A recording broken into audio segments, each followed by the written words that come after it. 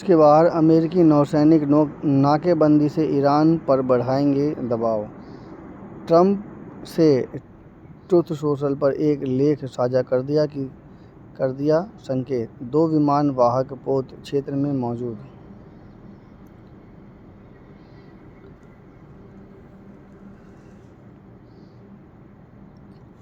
विशेषज्ञों का दावा, अमेरिकी नौसेना हॉर्मुज के बाहर के इलाके को कर सकती है कंट्रोल। वाशिंगटन से राष्ट्रपति डोनाल्ड ट्रंप ने ईरान के संदर्भ में नौसैनिक नाकेबंदी के विकल्प का संकेत देते हुए एक लेख साझा किया है। यह कदम ऐसे समय सामने आया है जब इस्लामाबाद में अमेरिका ईरान के बीच हुई शांति वार्ता हॉर्मुज व ईरान के परमाणु कार्यक्रम पर मतभेदों के कारण गतिरोध में समाप्त हो गई। ट्रंप ने ट्रुथ सोशल पर साझा किए गए लेख में दावा किया है कि अमेरिका ईरान के हॉर्मुज पर पकड़ को ख़त्म कर सकता है। ऐसा ही अमेरिकी नौसेना ने पिछले साल वेनेजुएला के समुद्र में किया था। इससे वेनेजुएला की अर्थव्यवस्था पर असर पड़ा था। लेख में यह भी कहा गया है कि अमेरिकी नौसेना के पास इस रणनीतिक जलमार्ग में आवाजाही के नियंत्रण करने की क्षमता है। विशेषज्ञों के अनुसार फारस की खाड़ी में अमेरिकी सैन्य तैनाती पहले से मजबूत हो चुकी है। यूएसएस जेराल्ड फोर्ड और यूएसएस अब्राहम लिंकन जैसे विमान वाहक पोत क्षेत्र में मौजूद हैं, जिससे अमेरिका की समुद्री निगरानी और नियंत्रण क्षमता और बढ़ गई है।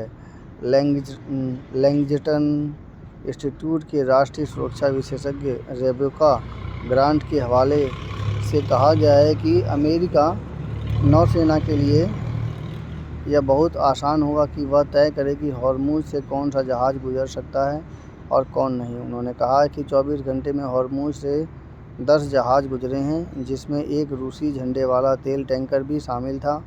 इसके अलावा कार्गो जहाज़ भारत और चीन के लिए भी निकले हैं।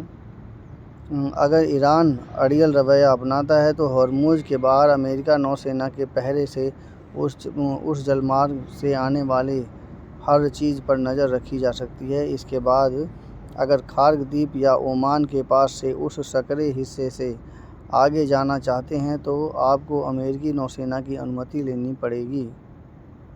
हालिया घटनाओं में अमेरिकी युद्धपोतों की आवाजाही और माइन साफ करने की अभियान ने सैन्य गतिविधियां तेज कर दी हैं, जबकि ईरान ने कड़ी प्रतिक्रिया की चेतावनी दी है। यहाँ पर 2 बात है। एक तरफ तो है सैन्य गतिविधियों के तेज़ कर दिए, यानी कि उसने माइंस ढूंढ करके उसे निकालना शुरू कर दिया है अमेरिका ने, और ईरान कह रहा है कि ईरान ने चेतावनी दी है। यानी कि अगर उसने अमेरिका ने निकाल भी दिया है तो ये गारंटी नहीं कि उसमें से कोई अगर सदस्य कोई उसमें से पानी का जहाज़ अगर पार होता है तो वो सुरक्षित चला जाए। कहने का मतलब ये है कि अगर एक पर भी उन्होंने ईरान वालों ने एक पर भी अगर वो अपना टॉर्पीडो या बारूदी सुरंग अगर से निकला हुआ जो बारूद है अगर वो एक पे भी छोड़ दिया तो ये समझ लीजिए कि अमेरिका को चुनौती हो जाएगी, मामला सारा ख़राब हो जाएगा और आगे फिर कोई भी पानी के जहाज़ उधर से निकल नहीं पाएंगे।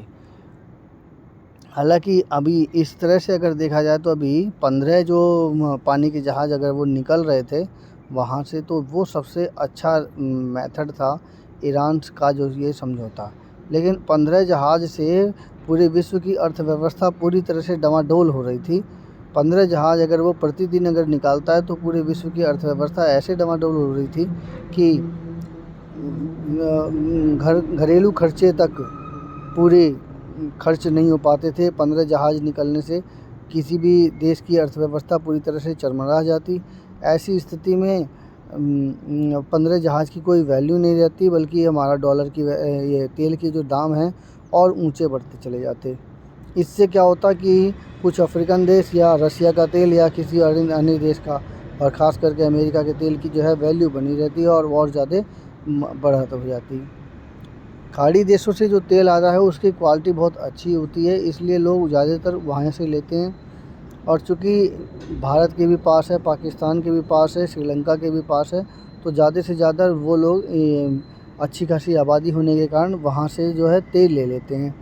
अब एक बड़ा वर्ग ऐसा भी है जो कि वहाँ से तेल लेता है और जो हॉर्मुज़ के ऊपर डिपेंडेंट है, और ख़ास करके भारत तो हॉर्मुज़ के जलदमरूबंद वाले हिस्से पर डिपेंडेंट ही हो गया है।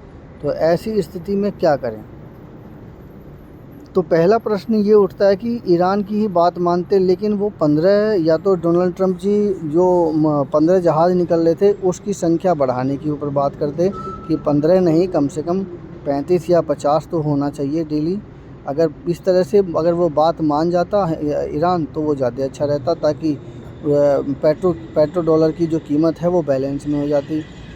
दूसरी बात कि अगर इस तरह से निकलवा रहे हैं, तो अगर एक भी टॉर्पीडो ने अगर जा कर के किसी मालवाहक जहाज़ के ऊपर विस्फोट कर दिया, चाहे वो अंधेरे में फ़ायदा उठाकर ईरान ऊपर से ही अगर ड्रोन से ही अगर वो बम डाल दे किसी भी मालवाहक जहाज़ पर, तो ये बात समझ में आएगी कि वो नीचे से यानी कि पानी के नीचे से टॉर्पीडो के द्वारा दागा गया है। तो कहने का मतलब ये हो गया कि ईरान का नाम आएगा और ऐसी स्थिति में ईरान ताकतवर सॉल्व हो जाएगा, ट्रंप की किरकिरी हो जाएगी। तो ये मतलब ये हुआ कि ऐसी स्थिति में अमेरिका के लिए ये एक बड़ी चुनौती बन जाएगी। हालांकि वो ईरान इसी बात को कहता है कि ठीक ठाक से वहाँ से, मतलब ईरान इसी बात की वजह से वो उसे चेतावनी दे रहा है कि जो आप कर रहे हो इसका पूरा सॉल्यूशन ये नहीं है।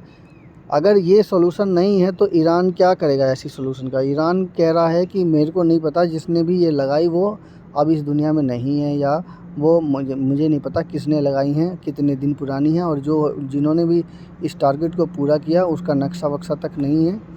तो इस तरह से वो बात को मिटा दे रहा है, या उनको इस बात की जानकारी नहीं है, IRGC वालों को या अन्य ईरान के नागरिकों को, या कहना चाहिए उसके शासक वर्ग को इसकी जानकारी नहीं है कि कहाँ कहाँ उन्होंने टॉर्पीडो लगाए हैं या समुद्र के अंदर जो है बारूद लगाए हुए हैं।